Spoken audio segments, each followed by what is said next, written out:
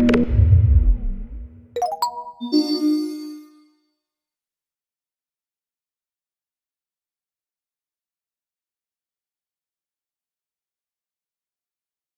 move to our second speakers. Dr. Julie McDonald from Imperial College London. I'd like to remind you to deposit your questions using Zoom in the Q&A window and state to which of the speakers the question is intended. Dr. Julie, this is your cue. Dr. Julie McDonald completed her PhD in the lab of Dr. Ellen Verco, where she developed an artificial gut model to study the human gut microbiota. During her postdoctoral research, she moved from Canada to the UK to pursue training in metataxonomics and metabonomic techniques. After her postdoc, Dr. McDonald joined the Imperial College London as a lecturer to continue studying microbiomics and metabolomics. The research in her group focuses on investigating novel methods to reestablish microbiota-mediated colonization, resistance in patients with intestinal pathogen colonization. Her lab uses a variety of complementary approaches to study gut colonization resistance, including artificial gut models, aka Chemostat or Robogut models, batch culture experiments, patient fecal samples, and mouse intervention experiments. Dr. McDonald will talk to us today about using artificial gut models to study how the gut microbiota protects against intestinal infections. Thank you very much. I'm really excited to be here today. All right, so research in my lab has been focusing on investigating gut microbiota-mediated colonization resistance. What I'm referring to when I talk to that is how the gut microbiota protects us from infection or colonization with pathogens. So things like Thomas mentioned in his talk, short-chain fatty acids, and production of bile acids. These are both groups of metabolites produced by the gut microbiota. Nutrient competition, so can members of the gut microbiota outcompete pathogens for these essential nutrients? Are members of the gut microbiota producing bacteriocins? And also phage abundance in the gut microbiota. So some phage can specifically target mice pathogens.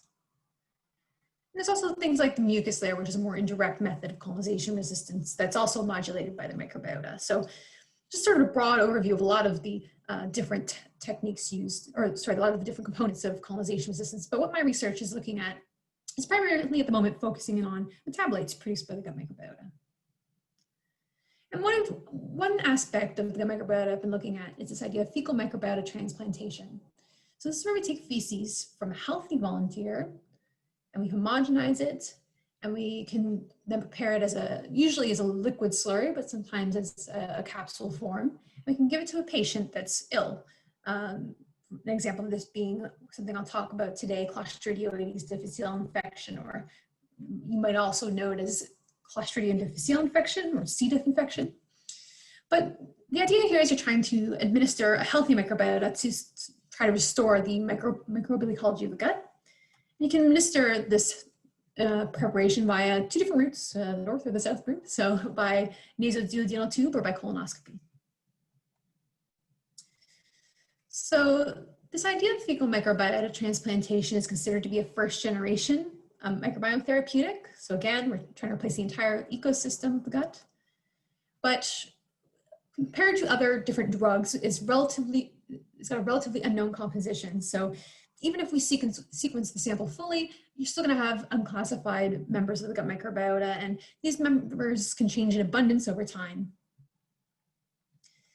Unless you're screening each and every single stool sample and quarantining it until you have the results of that screening, you're potentially have this risk of transmitting infections. So potentially sometime between the time the stool was donated for the screening process and when the donor donates the sample that's going to be used in the FMT preparation, you're potentially going to have a window where they could pick up an infection. Or even sometimes you have the case where certain donors are not screened for specific infections, or perhaps the screening tools aren't sensitive enough to pick up specific infections. So you have that, still have that risk of transmitting a pathogen using FMT. Also with this, you're relying on engraftment of bacteria within the gut. So this can in part be dependent upon the recipient's gut microbiome diversity and perhaps when they were last on antibiotics. And if they receive antibiotics after their FMT treatment, that's potentially going to undo what you were trying to do with FMT in the first place. And that's not completely unexpected, especially if you're dealing with groups of immunocompromised patients where they do tend to be put on a lot of antibiotics. We don't yet have a great understanding of the long-term effects of FMT as well. So if we think about things like if we think about diseases that take a long time to develop, maybe things like colorectal cancer, we know the microbiome can be involved in colorectal cancer, but we don't yet know if perhaps administering an FMT from a donor now, for example, may or may not contribute to development of colorectal cancer in a recipient, say 10, 20, 30, 40 years down the line. And finally, sometimes with specific diseases, we seem to think that certain donors could potentially work better than others. And we don't really know a good way of identifying these donors until we really try them. And the other thing is you risk potentially losing that donor if they have to go on themselves to receive antibiotics, or if they have some sort of big dietary change or lifestyle change. So this is what led to the development of second-generation microbiome therapeutics. And the idea here is that instead of using an undefined fecal preparation, we're trying to specifically isolate bacteria and give them in a defined mixture. So grow as many bacteria as we can from stool and then choose specific bacteria that we've grown in pure culture and mixing them all together to make this synthetic cocktail of bacteria. But if we're going to use these therapies to treat diseases, we need to have a good idea of what bacteria we want to include.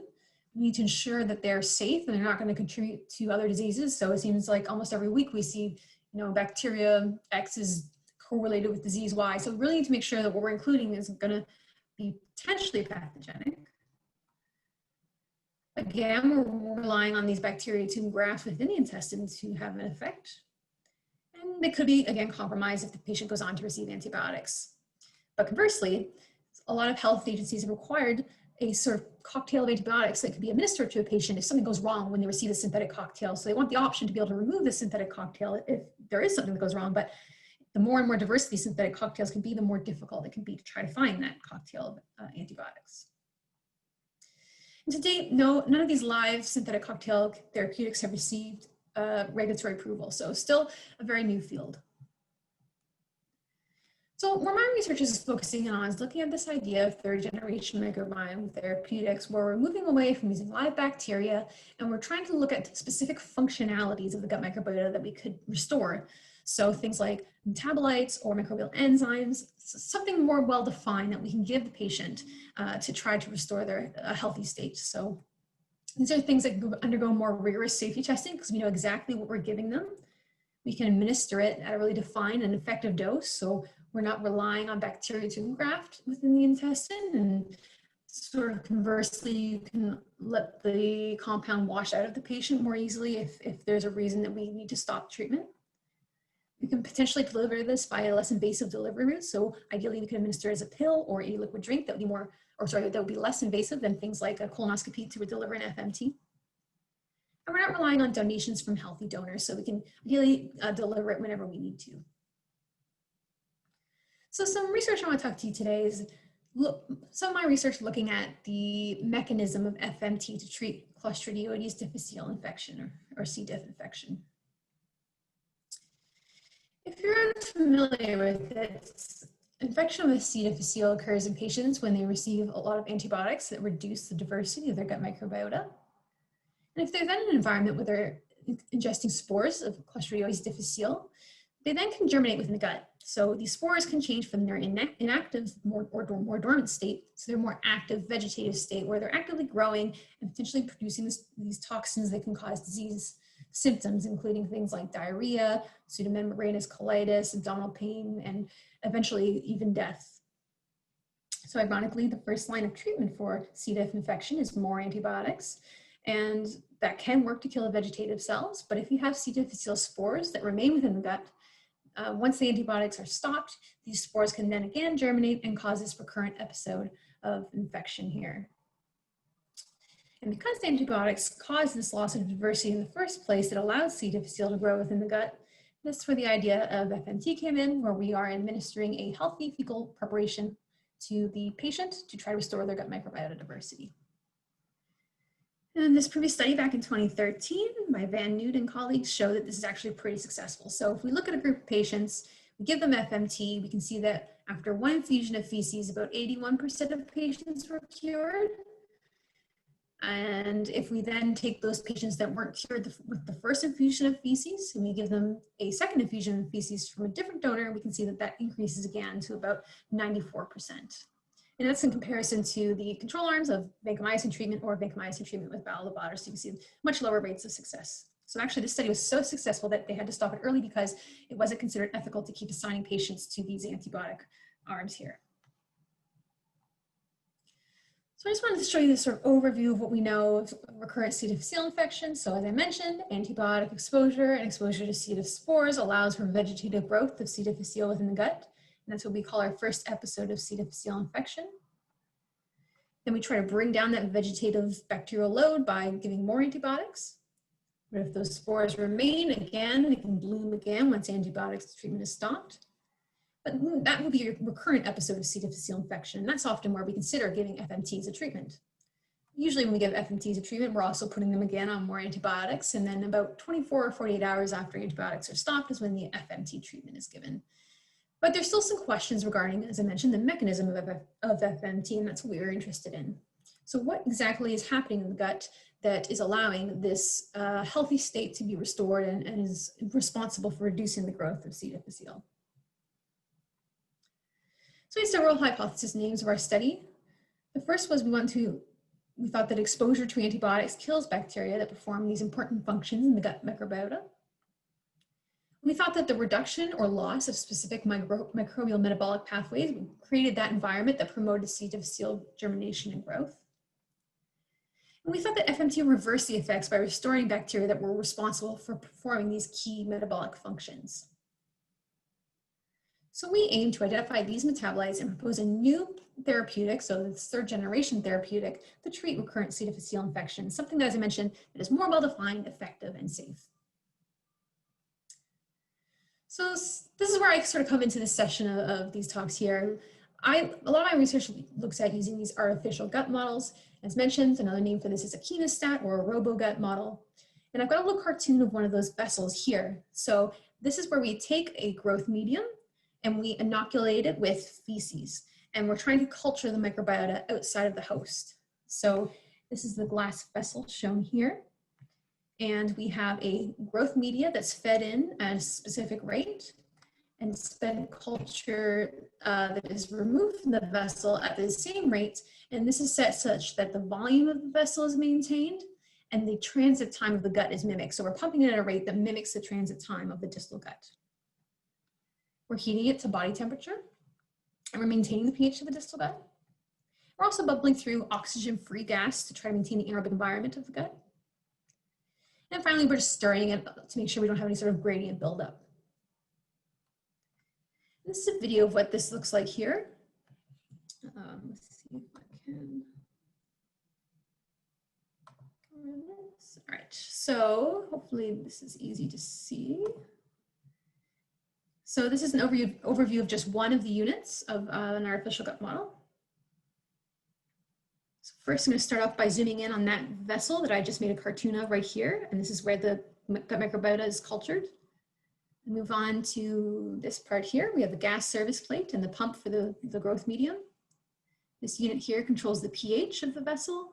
And this controls the pH and the temperature and the stirring speed of the vessel. And it's just the growth medium that we use to feed the artificial gut model. And people often think that's actually the fecal samples, but no, that's just the growth medium.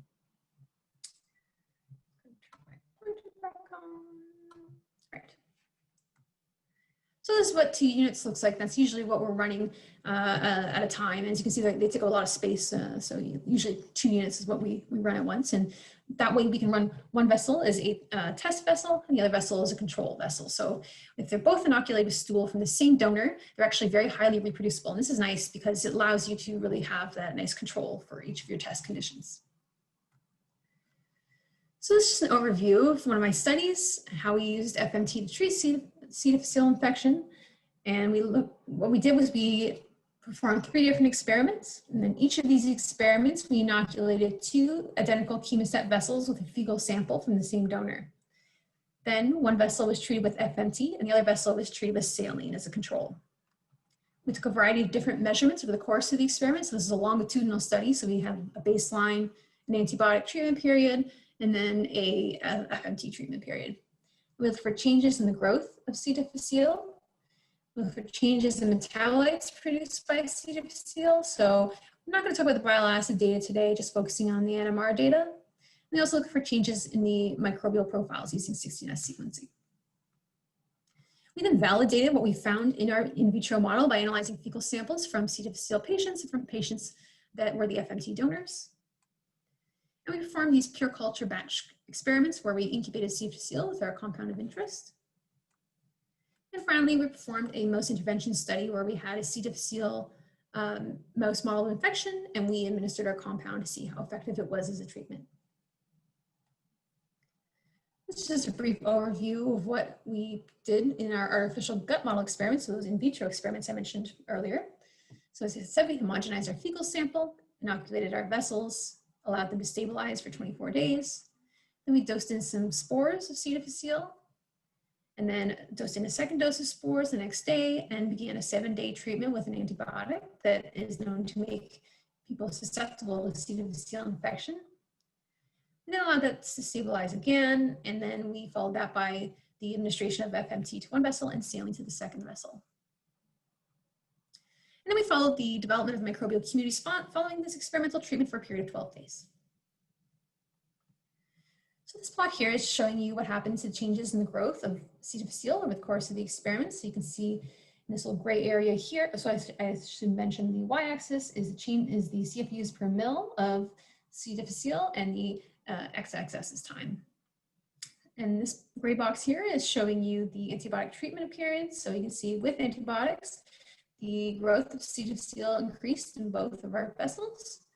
And once antibiotics were stopped, we did see a slight decrease in growth of C. difficile, but it was still present about 10 to 7 CFUs. When we administered FMT to the one vessel, we could see a drop in the growth of C. difficile, whereas when saline was administered to the other vessel, then it did not decrease. If anything, it increased a bit. So if we then compare the FMT treated vessel to the saline treated vessel, we can see that FMT caused a 94% reduction of C. difficile total viable counts compared to the saline treated vessel. And this plot here shows something similar, this time looking at C. difficile spore counts. So in this plot here, we saw an 86% reduction of C. difficile spores in the FMT treated vessel compared to the saline treated vessel. These plots here are something called stream graphs, and it allows us to look at changes in the microbial composition over the course of these artificial gut experiments. So the thickness of the colored line represents the abundance of a bacteria, and the different colors are representing different taxa, where I've colored Bacteroides in blue, Firmicutes in green, Proteobacteria in orange, Microbiota in purple, and C. difficile is in red. On the right-hand side, we can see these are the saline treated vessels, and then these are the FMT treated vessels. And the little box here is outlining when the antibiotics were administered, and the vertical lines outlining when FMT is administered. And these are all weighted for bacterial biomass as well. So we can see that the antibiotics caused a dramatic shift in the composition of the microbial community, where we have a decrease in the bacterial biomass and a bloom of these antibiotic-resistant bacteria. After antibiotics were stopped, we do see some recovery of the microbiota, but C. difficile is still present in all of the vessels. And FMT treatment did cause a dramatic effect in the community, though it's hard to see with the color right here, but one easy example to see is that this donor didn't have any microbiome in the gut microbiota until after they received FMT. So as I mentioned, something we wanted to look at was changes in the microbial metabolites produced by the gut microbiota. We did this by NMR. And one metabolite which really stood out to us was a short-chain fatty acid called Valerate. So I've drawn a little Valerate molecule up here, show you what it looks like. If you're familiar with the other short-chain fatty acids, you can see this is one carbon longer than butyrate. So it's a C5 compound. And what we saw was before any antibiotics were given, we have Valerate levels measured in all of our artificial gut vessels. And the concentration of Valerate was actually positively correlated with the diversity. So you can see here, this is more high diversity gut microbiome, and this is a more low diversity gut microbiome. So these are cultured fecal communities from a donor in his 40s, from a donor in his 60s, and from a donor in his 80s. In all three of these experiments, we found that antibiotics cause a sharp decrease in Valerate levels. And in the vessels that receive saline, those Valerate levels remain low. But in the vessels that received FMT, we can see a restoration of the levels of Valerate in all of our FMT treated vessels. Another metabolite we were interested in was 5-aminovalerate. So here, it's a bit hard to see, but we generally have low levels of 5-aminovalerate. So the ones that has some, a more elevated level for antibiotics was that low diversity donor. And then we can see antibiotic treatment caused an increase in the levels of 5-aminovalerate. And then in our FMT treatment caused a decrease in the levels of our 5-aminovalerate, and then the saline treated vessels still remained elevated. Another metabolite we were interested in was ethanol. So again, ethanol levels were generally low in the pre-antibiotic treatment period, apart from the lower diversity donor. Antibiotics elevate the levels of ethanol in all the vessels, and then in the vessels that were treated with saline, the ethanol levels remained high, and the vessels that were treated with the FMT had a sharp decrease in the levels of ethanol. And propionate is another metabolite we were interested in. It's a bit harder to see because they all had their own sort of set point or their own level of propionate that they were producing to begin with. But if we compare the test and the control vessels, we can see that FMT treatment caused a decrease in the levels of propionate. And so if we start to piece together all these different metabolites, what was really interesting is actually we found that 5-aminovalerate is a precursor for Valerate, and also the members of the microbiota can ferment ethanol and propionates to form Valerate. So in other words, these compounds here are all precursors for Valerate, and they all show the opposite pattern. So if Valerate decreases, the levels of these precursors increase, which makes sense. So what about the other metabolites? I often get asked this question as well. There weren't really as many trends with FMT treatment in the way we designed our experiment. We can see things like butyrate had a bit of a decrease with antibiotics, as you'd expect, but by the time we administered FMT, those levels had already recovered. Same thing with acetate, isobutyrate, and isovalerate.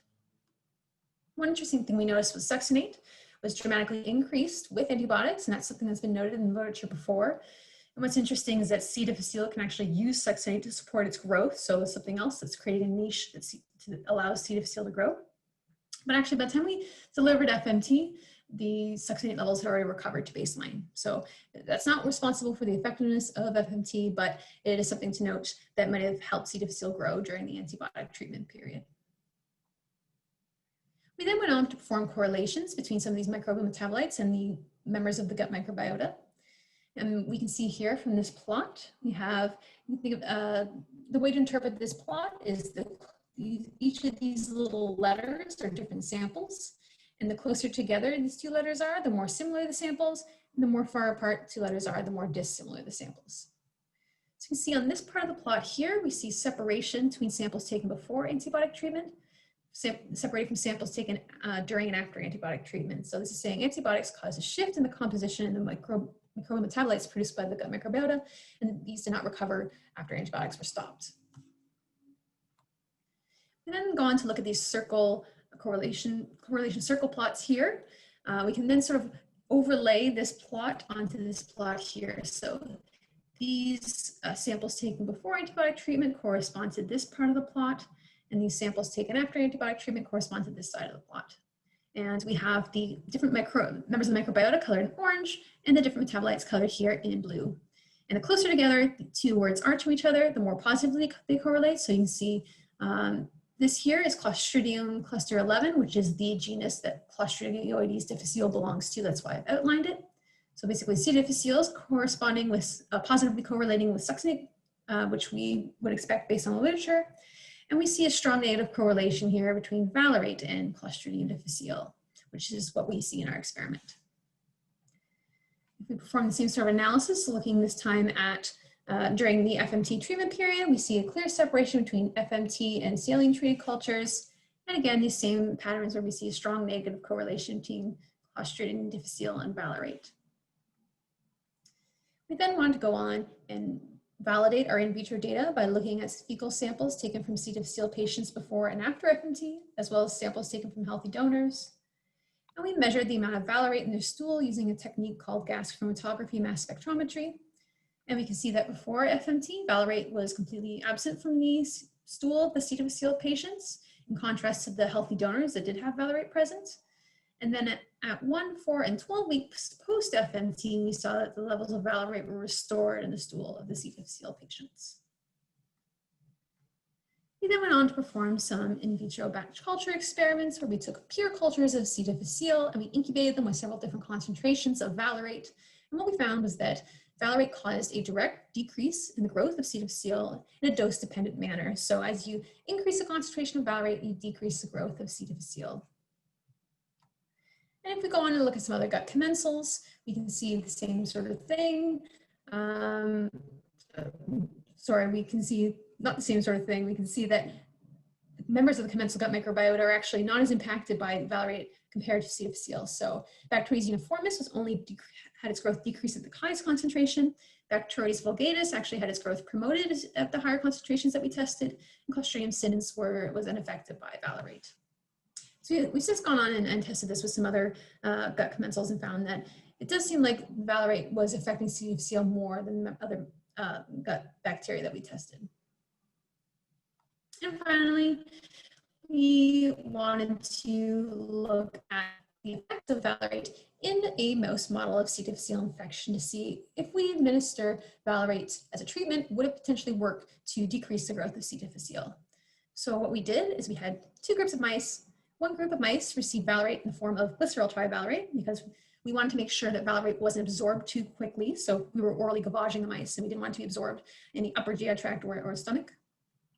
So this is what, again, reminding you what Valerate looks like. And glycerol trivalerate is just basically 3 Valerate molecules bound to a glycerol backbone. And the idea is that once it enters the gut and it experiences the host of microbial lipases, that's when these Valerate molecules will be released and then would be more likely to be delivered into the gut.